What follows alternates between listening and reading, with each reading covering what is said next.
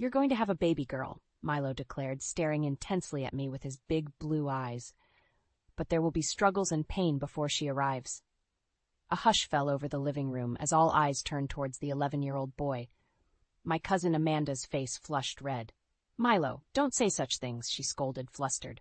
"I'm so sorry, Bryn. You know how kids can be with their wild imaginations." I forced an awkward smile, trying to diffuse the uncomfortable tension that had settled over our small family gathering. No need to apologize.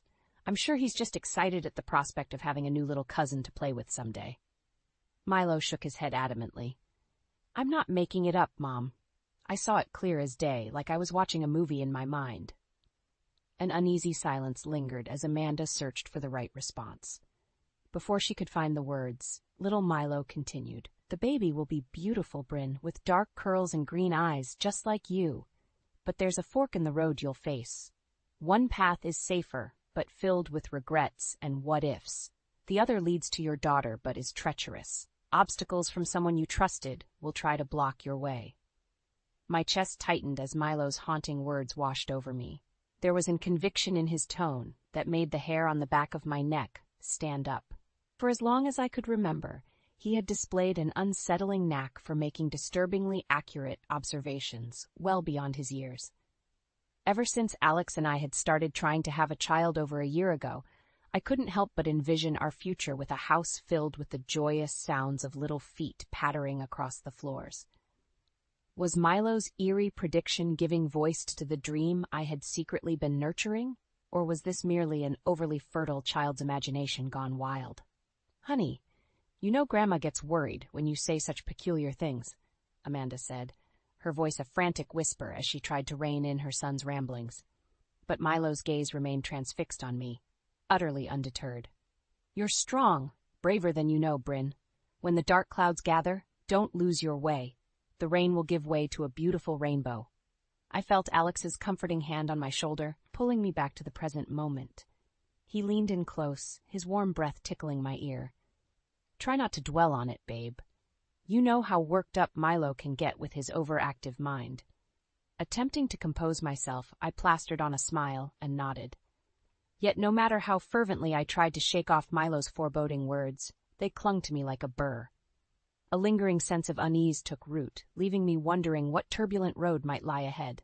The ding of the elevator signaled my arrival at the marketing floor where I worked at Harrison and Associates. Stepping out, I immediately spotted Alex huddled with a group of colleagues, going over analytics for an upcoming campaign. He looked up, and our eyes met. A warm smile crept across his face, his brown eyes crinkling at the corners in that way that never failed to make my heart skip a beat, even after 7 years of marriage. "There's my gorgeous wife," he called out as I approached. "Don't you all agree Bryn is a total knockout?" A chorus of laughs and agreeable murmurs followed from his coworkers. I felt my cheeks flush slightly at the compliment. "Well, aren't you just a sweet talker today?" I replied, planting a quick peck on his cheek, though I seem to recall someone asking for my mother's famous pecan pie recipe earlier. Alex grinned sheepishly. "You know me too well. I was simply banking future brownie points to cash in later." The evening passed in a blur of prospecting calls, client meetings, and a welcomed break to share lunch together in the company cafeteria. As we chatted about our days, my thoughts inevitably drifted back to Milo's harrowing prediction. "Did I tell you Milo said the most bizarre thing at Amanda's house the other night?" I began, keeping my tone light. Alex nodded slowly, his jaw tightening almost imperceptibly. "About us having a kid? Yeah, I overheard some of it. The little guy has one hell of an imagination, that's for sure." "He was so specific, though," I persisted, unable to shake the niggling feeling that there was more to Milo's words than an overactive fantasy. The details about her looking like me with dark curls and green eyes, and the obstacles we'll apparently face from someone close to us. Alex waved his hand dismissively. "You can't honestly believe any of that nonsense, can you? Milo's a bright kid, but he's got a habit of rambling. You know how kids can get tangled up in their own little make-believe worlds." His reassuring tone sounded sincere enough. And yet, didn't he seem almost defensive? Before I could dwell further, the shrill ring of Alex's cell phone interrupted my thoughts. "It's my mom," he grumbled, not even glancing at the display before declining the call. You know how she is. A missed call is practically a federal crime in Elaine's world. I'll catch up with you in the office, babe. Planting a quick kiss on my cheek, Alex excused himself and stepped into the hallway to return his mother's call. I tried not to read too much into his weary sigh and slight grimace. Truth be told, Elaine was, well, a piece of work was putting it mildly. She meant well, I kept reminding myself. Surely her overbearing, controlling tendencies merely stemmed from her profound love for her family, misguided as they may be. Yet that rationalization rang increasingly hollow lately. Over the years, I couldn't ignore the blatant favoritism she displayed towards Alex's younger brother Dominic, her obvious golden child, and her T-727 underhanded comments about how Alex and I were dragging our feet. To start a family certainly didn't help matters. A harsh cackle from outside the cafeteria snapped me back to attention. Peering out, I watched as Alex paced back and forth, the phone cradled against his ear. I'd know the clipped, impatient tone of Elaine's voice anywhere, even from a distance. Though I couldn't make out the words, her willfully oblivious son hung on every chiding utterance as his shoulders sagged lower with each passing second. My heart ached at the dispirited expression he tried and failed to conceal. Yet just as quickly a flicker of resentment ignited within me. Would I ever stop watching that insufferable woman slowly break down the spirit of the man I loved? As if sensing my gaze, Alex glanced up in my direction. Seeing me witness his humiliation, his face flushed crimson. I opened my mouth well, I wasn't quite sure what I intended to convey. Outrage? Reassurance? Sympathy? In that fleeting instant, a profound revelation washed over me. There were deeper currents churning beneath the surface here, far more tumultuous than I could possibly fathom, and they were swiftly sweeping me and my family towards uncharted and potentially perilous waters. The annual Springville Community Fair was in full swing when Alex and I arrived hand in hand that crisp April evening. The scent of funnel cakes and buttered popcorn wafted through the cool air as crowds meandered between rows of game booths and rides. This brings back memories, Alex reminisced with a nostalgic grin, giving my hand an affectionate squeeze. I can still smell the hot dogs my dad used to grill up while we played skee-ball for hours on end. Pretty sure that's just the aroma of the fair's famous behemoth foot-long corn dogs wafting over, I teased. As we strolled along the bustling thoroughfare, I spotted a familiar mane of auburn curls in the distance. Oh, hey, there's your mom over by the ring toss. Alex followed my gaze, his expression clouding briefly before smoothing over into a polite smile. I'll be damned, that is Elaine, being her usual center of attention self. Sure enough, the elegant Elaine Harrison was regaling a small crowd with some dramatic tale, her perfectly manicured hands gesturing animatedly. Even from across the fairgrounds, I could make out the tinkling of her practiced, mirthful laugh. I swear that woman could spin a crocheted potholder into a Tony Award-winning one-woman show, Alex muttered with a rueful shake of his head. Before I could respond, Elaine's gaze settled upon us. Her eyes ignited with an unmistakable glint of recognition, or was it something more akin to predatory relish? "Oh, Alexandra!" she trilled in a saccharine sing-song without preamble. "And if it isn't my daughter-in-law, Bryn, what a fortuitous coincidence." She navigated her way through the dispersing throng with the regal bearing of a debutante. Up close, I couldn't help but marvel at her meticulously groomed appearance, not a single silver hair out of place. "Mom," Alex replied with a curt nod. "Fancy running into you here." Elaine unleashed a theatrical pout. "Is that any way to greet your dear old mother?" Here I thought my beloved only son might spare his doting parent the occasional embrace. Alex shifted his weight uncomfortably, but dutifully complied with a stiff, one-armed hug. Elaine clung a moment longer than necessary, as if savoring her dominance. "You simply must come meet my friends from the Ladies' Historical Society, Bryn dear," she simpered, hooking her arm through mine before I could politely demur. "Why, I was just regaling them with the most delightful anecdote about you and Alexandra when you were mere babes." Unable to extricate myself, I bit the inside of my cheek to stifle the impulse to chuckle derisively at her self-proclaimed delightful anecdotes. They inevitably devolved into backhanded compliments and barbed condescension, thinly veiled as charming banter. "They're enthralled, I'm sure," Alex deadpanned as we trailed behind his domineering mother. "Oh, hush now, you incorrigible cynic. Where are your manners?" Elaine clucked in a lofty, wounded tone over her bony shoulder, although heaven knows I shouldn't remark on what I sought to instill in you at such a tender age. I glanced over at Alex, who merely shrugged in response while massaging his temples, clearly a conditioned reflex developed over years of enduring his mother's digs. I felt the hairs on the nape of my neck prickle as an intrusive thought took root. What if Milo had been right? What if the obstacles he forewarned truly were orchestrated by someone closest to us? Would that manipulative puppet master be none other than the steel magnolia leading us along in her wake like marionettes bound to her strings? For the first time since hearing his chilling prediction, I couldn't completely dismiss Milo's words offhand. Not anymore. Elaine paused in her tracks, swiveling sharply to face us with an inquisitive arch of a perfectly sculpted eyebrow. "Is something the matter, dears? You both look positively stricken." She tsked lightly while shaking her head in vague disapproval. "Honestly, Alexandra, that brooding petulance might have been a charming look on you when you were a boyhood scamp, but on a grown man it's simply wearying."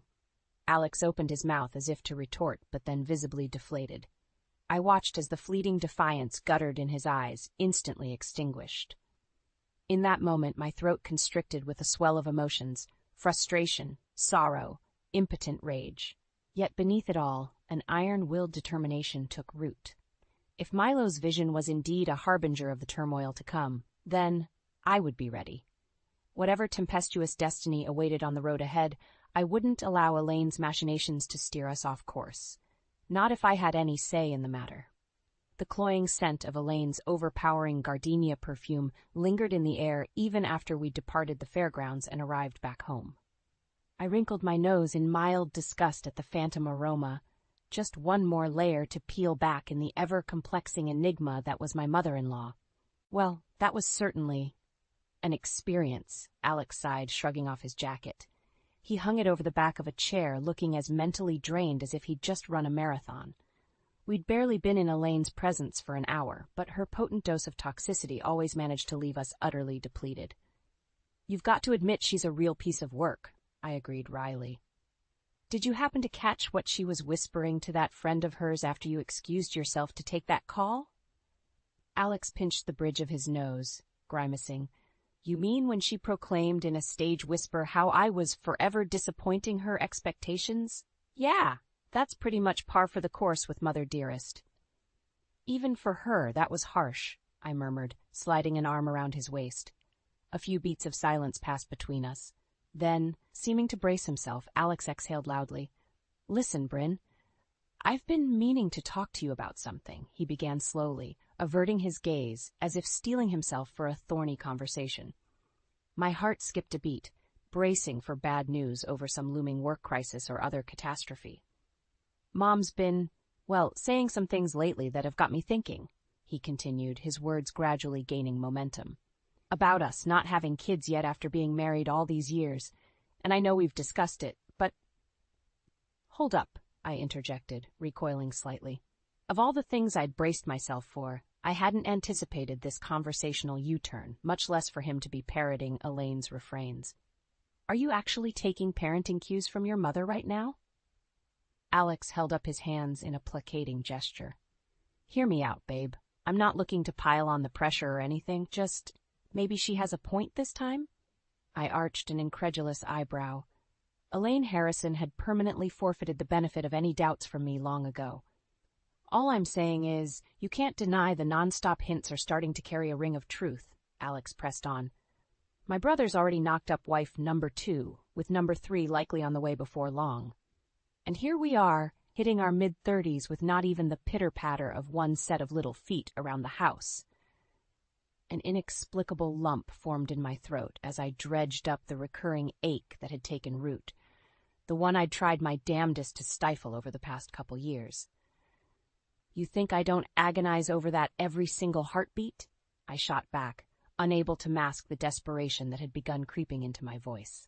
Month after month of procedures and negative tests and putting on a brave smile for yet another baby shower? Milo's recently prophesied words about our future child reverberated like a thunderclap. I could practically picture her in my mind's eye, just as he'd described. Dark ringlets framing an impish face, emerald eyes brimming with uninhibited joy and curiosity.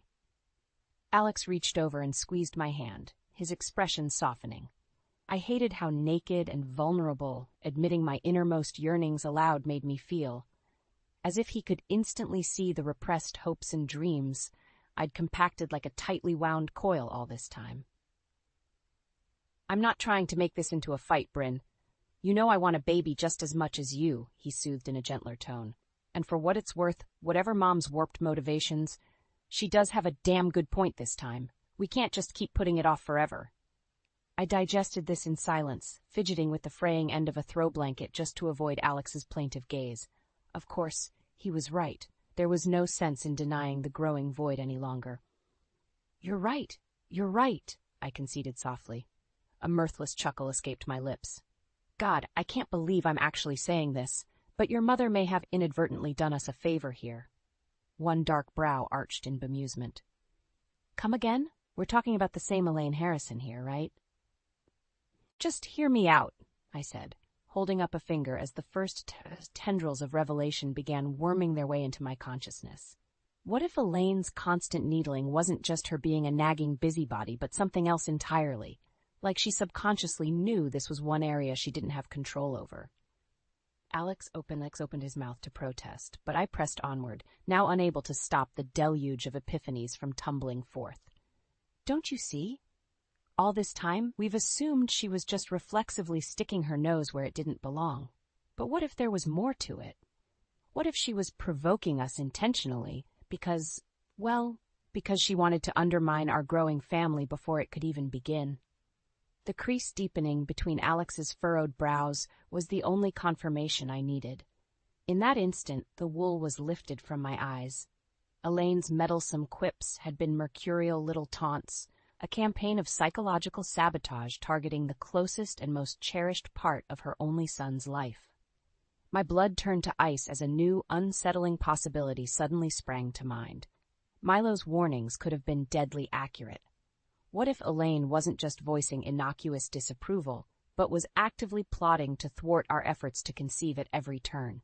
Dear God, what depths had that woman's machinations plumbed?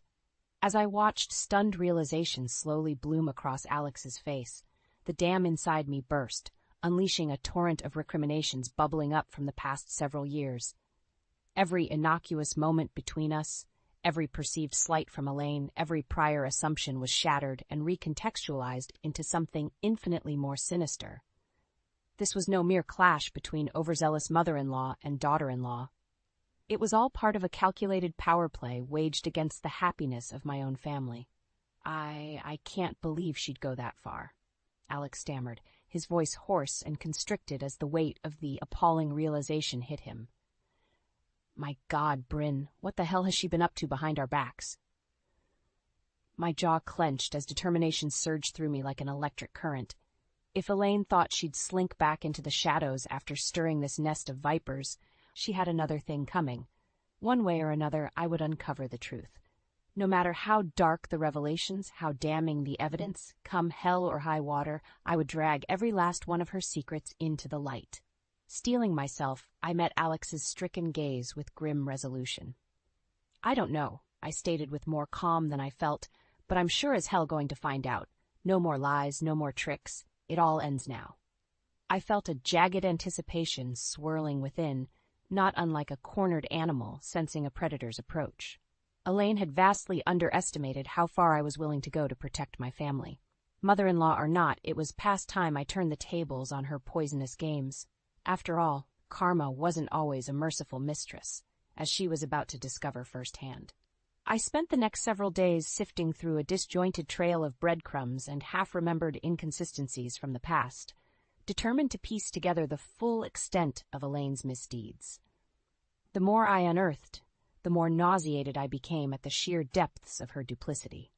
Heated discussions with Alex yielded recollections of misplaced medical files from his OB/GYN office and Elaine's repeated insistence on joining us for every fertility clinic appointment in spite of our protestations. Offhand remarks she made about the side effects of my prescribed medications began to take on more disturbing connotations. It was during a late-night Google binge that the final, damning pieces clicked into place. I sat bolt upright in bed, my heart pounding as I absorbed the information on the overview for Hypomatic, a medication primarily used to treat polycystic ovarian syndrome, but also routinely prescribed for infertility issues. Elaine had slipped it into her own casual references several times, randomly bringing up the drug's purported side effects of fatigue, nausea, and severe disruptions to a woman's menstrual cycle. My blood turned to ice as I recalled the protracted stretches of debilitating cramps and unpredictable spotting of the past few years, issues my OBGYN had repeatedly chalked up to stress or hormonal imbalances. All this time, we'd been inadvertently poisoning my chances of conceiving, but not by mistake, by insidious, premeditated design. "Alex," I hissed, shoving his slumbering form, "wake up, this is serious." 2 weeks later, I stared grimly at the faces of my assembled family and in-laws, mentally bracing myself for what was to come. Elaine primped and fretted over her doting audience as usual, clueless to the reckoning that awaited. I caught her mid-flow, skewering her with an unwavering look. "Elaine!" Her theatrical prattling cut off as abruptly as a record scratching. Surprise flickered across her features. "Why, Bryn?" she tittered, pasting on a look of sugary faux innocence. "What an unexpected interruption. You're being terribly rude, dear." I felt Alex shift his stance beside me, a tectonic plate preparing to unleash its fury. "Rude?" I echoed softly, my tone dangerously level. "You want to lecture me on rude?" Her mask faltered just a bit, revealed a glimmer of reptilian blankness. I seized on it like a falcon spotting its prey's vulnerability. "When did it start, Elaine?" I demanded, determined not to let her wrest back control of the conversation. "A year ago? 5? Or did your pathological mania to undermine Alex's happiness start even before we were married?" A spattering of tense murmurs, shuffling feet. She cast an imperious glance around the room. Any other time, those present would have folded like a circus tent beneath her withering stare. Today, however, her usual sycophants merely exchanged wary, sidelong looks, feeding off the undercurrents of tension. I didn't give her an opportunity to regain her bearings. "You've spent years sabotaging every attempt we made to start a family," I declared, raising my chin in grim defiance. "Switched medications, planted self-doubt, forged medical records. Am I even scratching the surface?" The atmosphere was charged with stunned silence. It was as if I'd let the air out of the proverbial room with an icy exhale. My eyes bored into Elaine's, unblinking. I wasn't a woman prone to histrionics or shallow appeals for sympathy, but the circus master before me had pushed beyond any reasonable boundaries. It was time to reveal the viper lurking behind the curtain, teeth and all. "Well?" I challenged, my words slicing through the vacuum as I unleashed the full brunt of my fury. "What's your excuse, Elaine? I hope it's more compelling than envy or some twisted need to control your son." "How dare you?" Her voice emerged laced with a venom as potent as her actions, dripping with a quiet rage that made the hairs on my arms stand on end. But I refused to shrink before the sputtering forge of her indignant ire. It was her turn to cower beneath my glare's menacing weight. "You sanctimonious little Mother!" A thick, furious bellow rent the air. It was Alex, his face a twisted mask of betrayal and incandescent rage.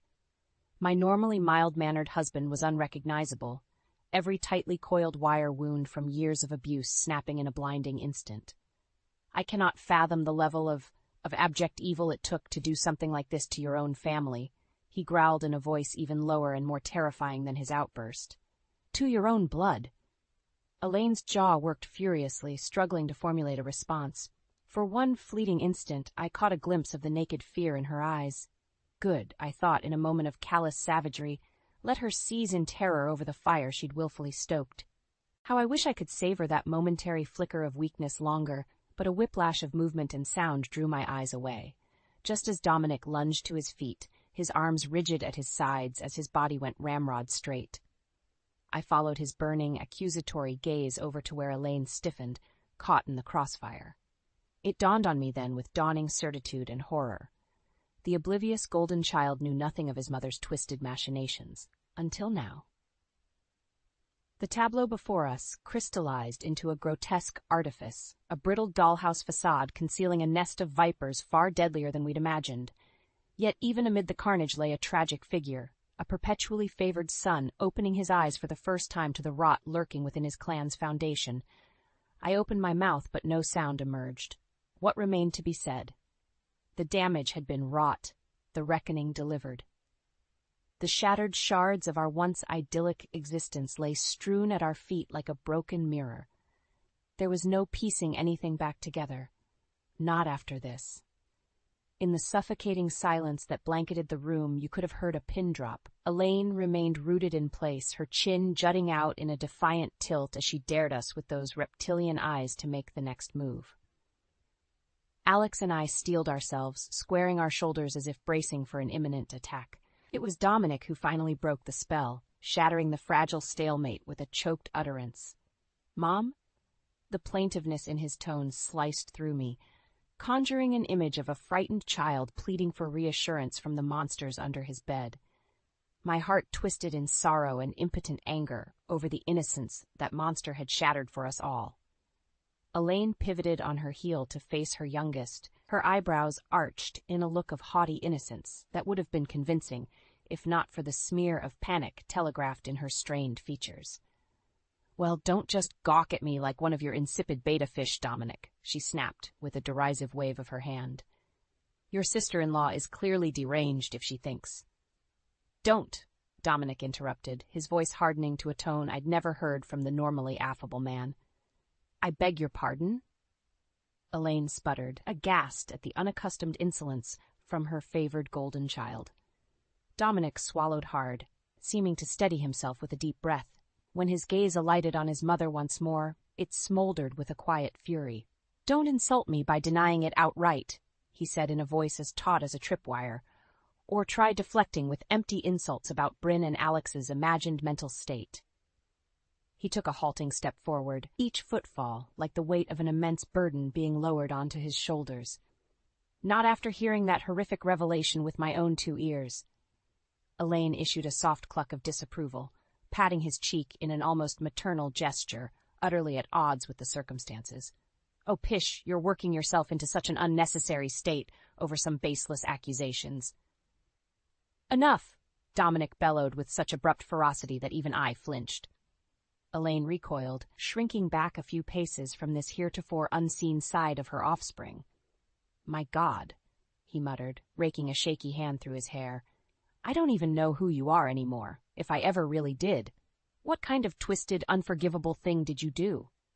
His mother seemed to wilt further and further with each lash of his furious denunciations. She shook her head almost plaintively, as if desperately beseeching him to somehow understand. I'd witnessed enough toxic dissolution of family dynamics to recognize the dispiriting signs. Suspicion calcifying into immovable factions, once unshakable allegiances fracturing under the weight of ugly revelations. My jaw clenched as memories of my own parents' acrimonious divorce came rushing back like a surging tide. The writing was on the wall, spelling an all-too-familiar and heart-rending endgame that had unfolded again and again throughout my lifetime. The disintegration of what had once been a family unit into splintered shards. One wounded soul cowering under the tearful accusation of his betrayer's own offspring. Another puffing up in impotent rage at having his hypocrisy shattered beyond any hope of reconstruction. There were simply no winners to be had in such minefields, only depleted souls sifting through the rubble, desperate for a path out of their fractured reality. Then Alex shifted his stance slightly beside me, and my gaze instinctively followed suit. What I saw in his eyes stopped me cold. A piercing look of singular determination, glinting like a naked blade being unsheathed. Gone was the wounded filial heartbreak over yet another of his mother's callous deceptions. In its place smoldered the stoic resolve of a man implacably set on a harsh course, whatever heroic defiance or scorched earth lay in his path. Not for the first time, I marveled at the depth of steely backbone that my husband possessed when finally roused from complacency. Few had the privilege of witnessing this side of Alex, but those who did knew to stand well clear of the blast radius. He caught me staring and responded with an infinitesimal shake of his head, so slight as to be imperceptible to the others. Those eyes locked onto mine pointedly, silently conveying a message of unspoken solidarity. This ends now. No more games, no more retreats. And as I searched his unyielding countenance for any vestige of weakness or ambivalence, a new emotion welled up from my core, a grim sense of vengeful duty spreading like an ink blot over my heart. He was right. In that instant, I knew there was no redemption left to be salvaged, no shattered remnants worth preserving. Everything had been irrevocably shattered. The path forward led through an inescapable point of no return. Our family's sole path to justice lay in that scorched earth stretched before us like a gauntlet, beckoning with the promise of a peace that could only be bought with retribution. No matter what merciless destiny awaited us there, one thing was certain. Elaine Harrison's days of treacherous machinations against her own blood were officially over. One way or another, this generational saga of lies and betrayal would end with us. Come what may, karma would finally be delivered its due. The days following our cataclysmic family confrontation passed in a blur. Elaine shored up what tattered defenses remained, alternating between feigning indignant outrage over our baseless allegations and meek supplications begging for reconciliation. Alex and I were having none of it. We'd glimpsed the noxious truth festering at his family's core, and there was no dispelling that miasma through appeasement or half measures. Dominic had fallen into a brooding silence in the aftermath, lost in the disorienting realization that the idyllic childhood he'd known had been an artifice erected on lies and betrayal. I ached for him, recalling how it felt to have the naive blinders ripped away from my own eyes during my parents' divorce. For his part, Alex had slipped into what I'd coined his thermal exhaust port mode, cool, taciturn, and entirely focused on systematically dismantling the adversary piece by piece. It was unnervingly at odds with the laid-back charmer I'd fallen for. But in these circumstances, I couldn't deny a fierce sense of gratitude for this ruthless new side of him. When he informed me of his meticulously mapped stratagem, I shuddered, not at the calculated zealotry, but from the glacial understanding that animated it. We were well and truly past the point of civilized recourse with Elaine. The time for polite niceties had expired. The first salvo came 4 days after the fracturing, as I'd begun calling it. Alex invited Elaine to a cleared-the-air lunch, ostensibly to give her a chance at a truthful explanation for her appalling actions. Like a moth drawn to a flame, she readily accepted, clearly self-deluded enough to believe she could slither her way out of judgment through artful obfuscations and crocodile tears. Upon her arrival, she was ushered not to a private dining room as expected, but through a service corridor leading to a sealed conference room. There, assembled around a long table, sat a grim-faced tribunal. Alex, Dominic, and 6 other individuals whose stern visages I recognized from the various legal filings accumulated over the past several weeks of clandestine preparation. Elaine faltered, a flash of stunned unease momentarily shattering her poise before the courtly mask was repositioned. "What is the meaning of this unseemly gathering?" "Have a seat, Elaine," Alex stated flatly, gesturing towards a lone chair positioned before the panel. She bristled, drawing herself up in affronted hauteur. "I will do no such thing until someone—" "Mother?" Dominic's rumbled rebuke stopped her cold. He regarded her with undisguised umbrage, as if staring at something distasteful stuck to the bottom of his shoe. My heart clenched painfully at the depth of his barely restrained contempt.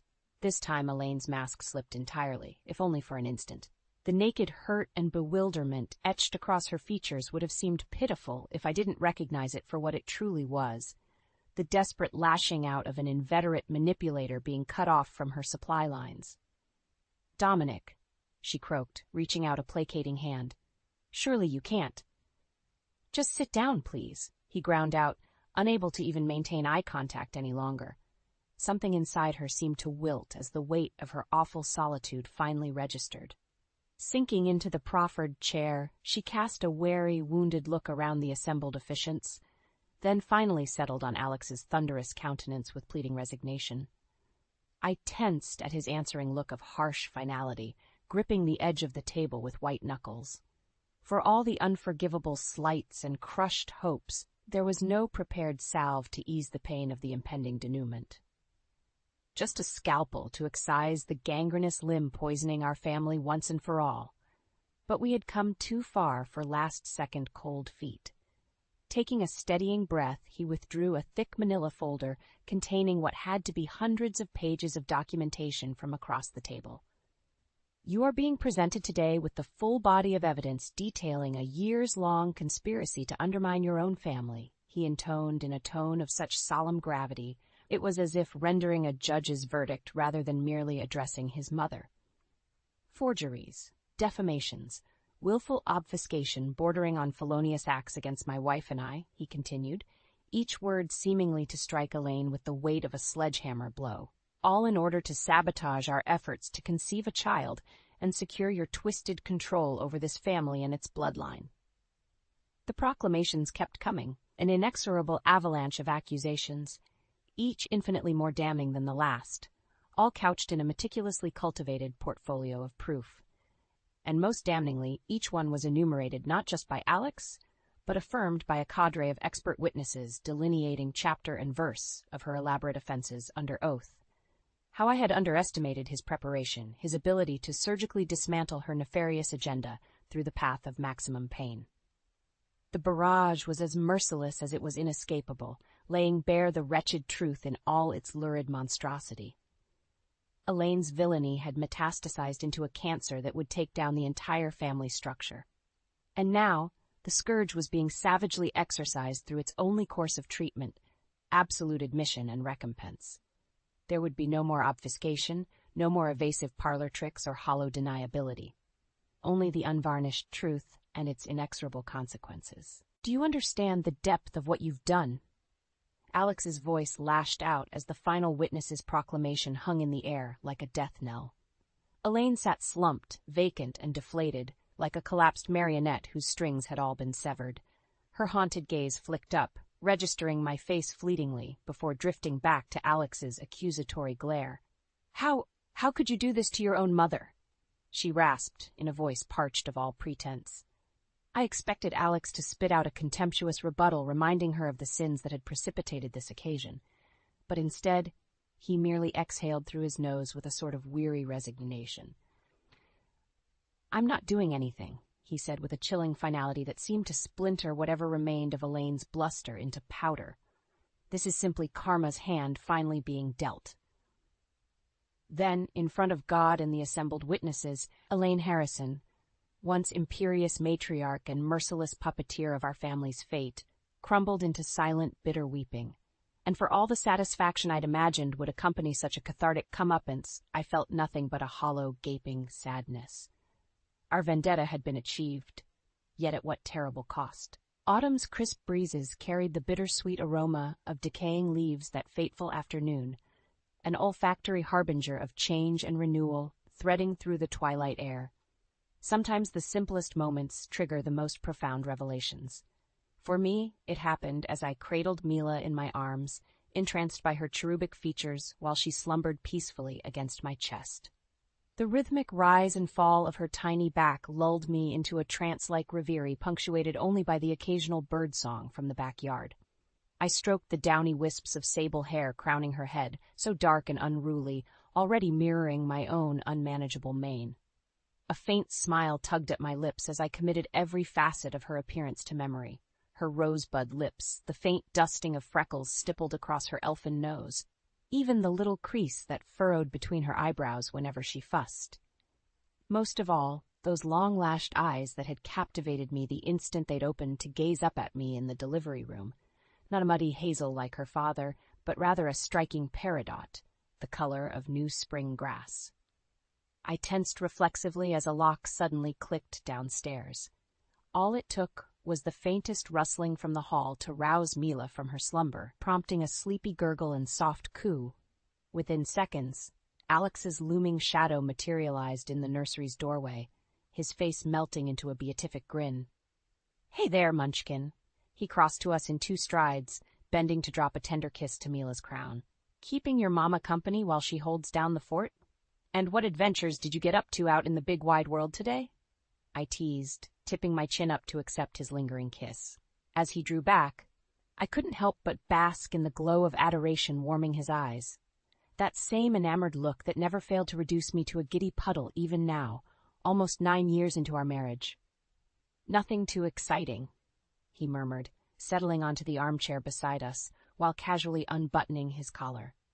A soft chuckle rumbled in his chest as Mila instinctively swiveled her head towards the sound of his voice, already enthralled. "Just the usual media sales pitches and schmoozing clients over catered lunches," Alex continued with a wink in my direction. "But enough about me. This little peanut is clearly the star of the show today." He cocked his head to regard Mila's saucer-like gaze trained upon him. "You been behaving yourself for Mommy while I was away, Shortcake?" I chuckled mirthfully at his sing-song tone, the very picture of a besotted new father delighting in his offspring.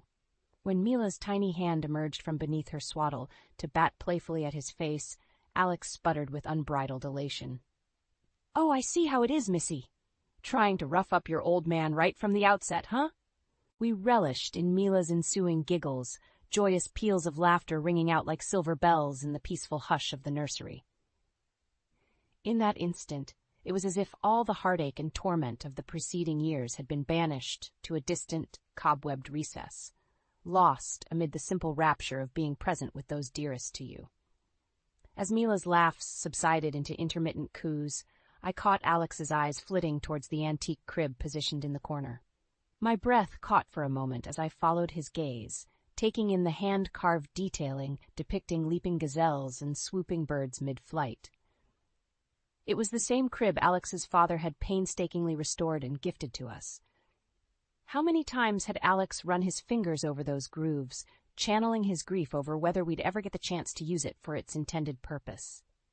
Too many to count. In retrospect, our soaring hopes crushed again and again by one insidious force.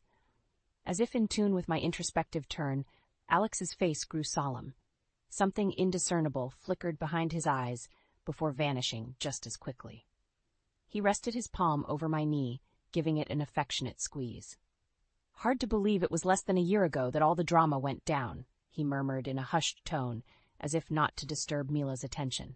My mind immediately jolted back to that fateful day in the conference room. Elaine's utter debasement as every scheme and conspiracy became an ineradicable part of the permanent record, carved into stone through testimony and documentation. How her papery, thin veneer of genteel grace and propriety had disintegrated under the weight of her wrongdoings being laid bare for all to witness. I swallowed thickly against the sudden lump in my throat.